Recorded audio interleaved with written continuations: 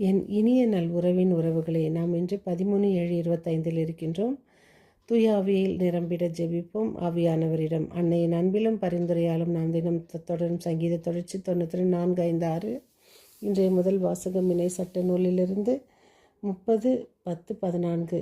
இன்றைய கடவுளை நாடி தேடுவோரே உங்கள் உள்ளம் ஊக்கமடைவதாக. இன்றைய இரண்டாம் வாசகம் 1:15-20.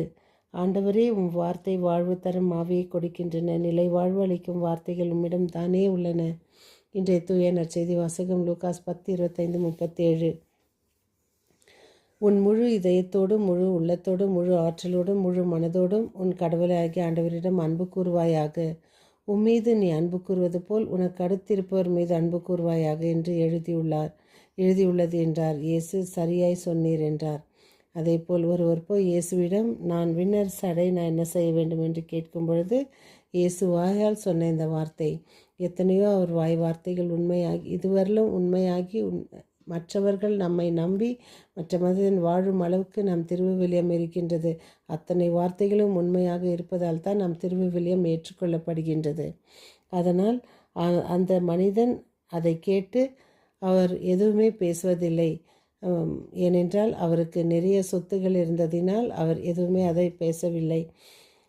அன்பின் 10 படிகள். முதல் வாசகமும் நற்செய்தியும் தம் அயலாரை நாம் அன்பு செய்ய நாம் அழைக்கின்றது. யாரும் கடவுளை கண்ணால் கண்டதில்லை. விடுதலை பயணம் 33:20. கண்ணால் காண முடியாத கடவுள் ஒரு நாள் இயேசுவின் உருவிலே மனிதரானார். யோவான் 1:14. இன்றைய இரண்டாம் வாசகத்தில் புனித பவுலடியார் இயேசுவை கடவுளின் சாயல் என்கிறார். இன்றைய நற்செய்தியில் இரண்டாம் வாசகத்தில் தூய நற்செய்தியில் அயலாரை எப்படி நாம் அன்பு செய்ய வேண்டும் என்பதற்கு ஒரு நல்ல சமாரியன் வழியாக இயேசு நமக்கு விளக்கம் அளிக்கின்றார். அன்பிற்கு 10 படிகள் உள்ளன. 1. சமாரியரை சுற்றி பார்த்தார். 2. அவரது பயணத்தை நிறுத்தினார். 3. அடிபட்டு கிடந்தவர் பக்கத்தில் சென்றார். 4.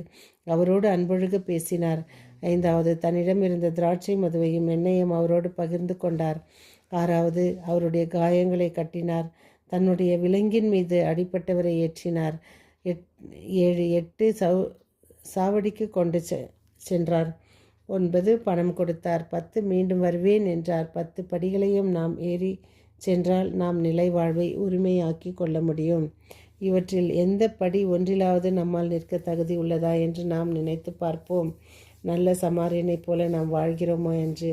ரோட்டில் ஒரு பெண் மொபைல் பார்த்து கொண்டு முன்பின் தெரியாமலே, இன்று தானே மொபைல்னால் எத்தனையோ பேர் பைத்தியங்களாக ரோட்டில் திரிகிறாங்களே, தானாக சிரித்து கொண்டும் தானாக ஆக்ஷன் செய்து கொண்டும் அவர்கள் என்ன செய்கிறார் என்பது தெரியாமல் இருக்கிறது அல்லவா?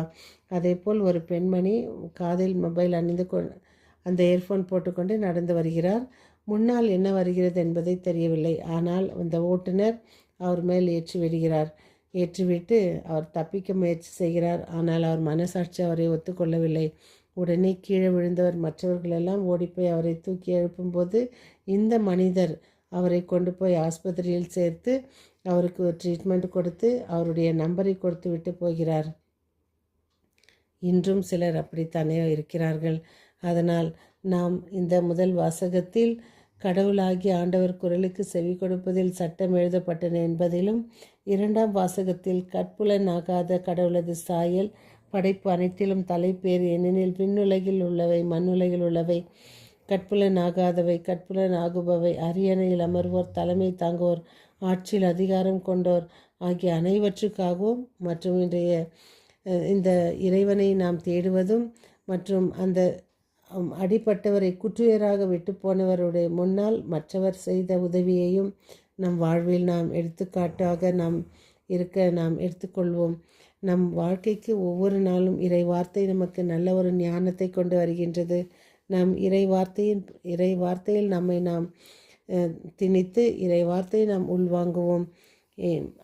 அந்த அன்பு 10 படிகளிலும் இயேசுவின் நாம் வார்த்தைகளை நமக்கு நல்ல ஒரு அந்த அடிப்பட்ட காயத்துக்கு எப்படி அந்த திராட்சை ரசத்தை ஊற்றி அவரை கொண்டு போய் அவருடைய வலி நீங்கும் வரை அவர் இருந்தாரோ, அதே போல் நம் காயப்பட்ட உள்ளங்களுக்கு இறை வார்த்தை நமக்கு ஒரு நல்ல மருந்தாக அமைய நாம் ஜெபிப்போம். இறைவனிடம் வேண்டுவோம். அன்னை மரியான் துணையை நாம் தினமும் வேண்டுவோம். அன்னை மரியா இயேசுவோடு 30 ஆண்டுகள் இருந்தது மட்டுமல்லாமல் அவர் வெளியே வந்த பிறகும் அவரோடு இருந்து அவருக்கு உதவி செய்து அவருக்கு நல்ல ஒரு சிறந்த பணியாளராக இருந்தார். அதே போல் நாமும் வாழ முயற்சி செய்வோம். மீண்டும் சந்திக்கும் வரை உங்கள் அன்பு தோழி.